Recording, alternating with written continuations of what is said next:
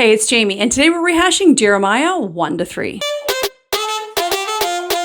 We open today at the beginning of the book of Jeremiah. Poor Jeremiah. He has the distinction of being known as the weeping prophet. I want to be known as the weeping anything. Poor guy. He had this long and super difficult ministry, and he lived during the most soul-wrenching period in Judah's history, the fall of Jerusalem in 586 BC. A steady moral decline occurs in Judah during the reigns of 4 idolatrous kings that succeed King Josiah, who is on the throne when Jeremiah receives the calling from the Lord.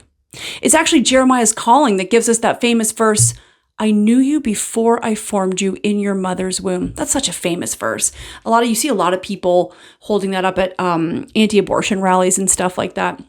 That's Jeremiah chapter 1, verse 5.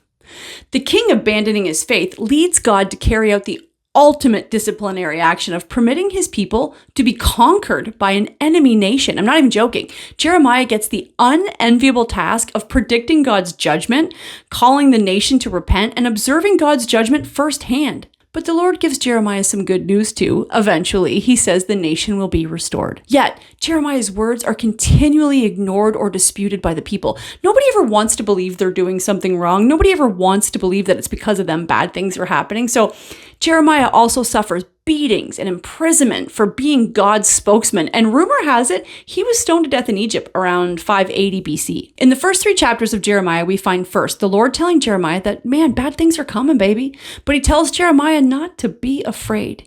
Because he says to Jeremiah, I'm going to protect you and only you. And you're going to go up against everybody. And they're going to fight you and they will fail. In chapter 2, he goes on to explain his case against his own people. He relives everything he's done for his people and expresses his confusion as to why they're worshiping other gods when he's done all these things. Which, totally fair, God. Totally fair.